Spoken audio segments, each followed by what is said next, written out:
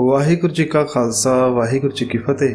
संगत जी, आज की वीडियो गुरबानी से जुड़ी नहीं, मगर जो लोग गुरबानी से जुड़े हैं उनके लिए है। जो गुरु की वाणी को सुन सुनकर बड़े हुए हैं, उनके अंदर गुरबानी ने ऐसा घर किया है कि वह सच और हक के लिए आज सड़कों पर उतर आए हैं। यह कोई राजनीतिक लोग नहीं, ना ही कोई बड़े व्यापारी हैं। यह तो वह लोग हैं जो हमारे लिए दिन रात एक करके अनाज पैदा करते हैं।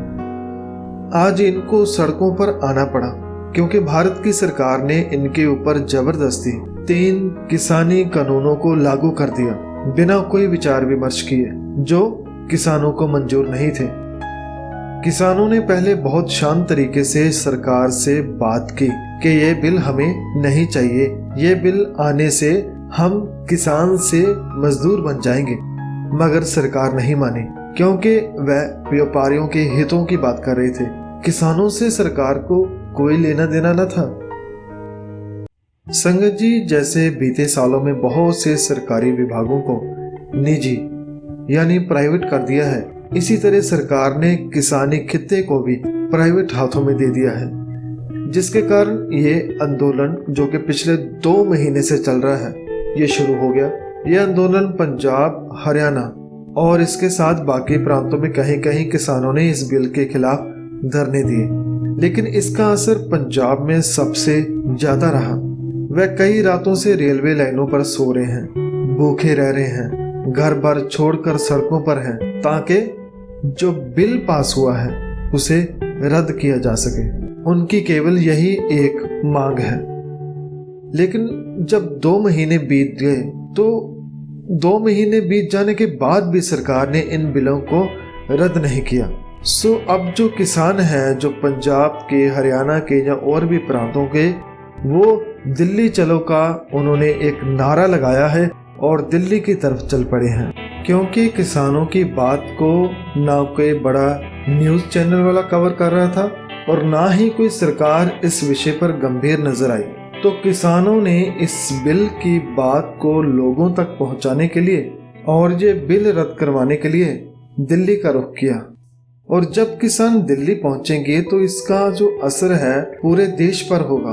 उनको इस बात का पता चलेगा कि जिस बिल को रद्द करवाने की किसान बात कर रहे हैं, उसका असर पूरे भारत पर पड़ेगा, क्योंकि खाना सभी खाते हैं।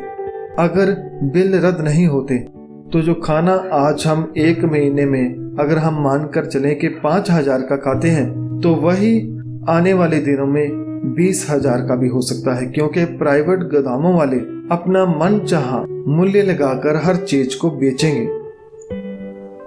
हर आम इंसान के लिए किसान आज सड़कों पर है, जिसके मिशन को सफल होने के लिए आज हर व्यक्ति को उनके साथ खड़ा होना चाहिए और उस परमात्मा के समक्ष यह प्रार्थना करनी चाहिए कि जो लड़ाई किसानों ने सरकार के गलत बिल पास होने के खिलाफ खड़ी की है, उसमें वह कामयाब हों।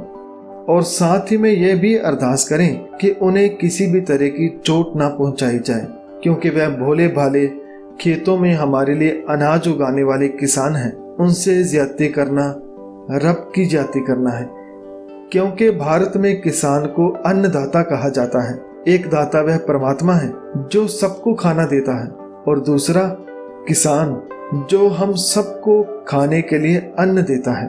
तो इस देवता के साथ अन्याय नहीं होना चाहिए। इनकी सलामती और इनके मिशन के लिए रब से अरदास है कि रब इनकी हर तरह से सहायता करे और जो बिल सरकार ने पास किए हैं वह रद्द किए जाएं, ताकि किसानों को सड़कों पर ठंडी रातों में ना सोना पड़े।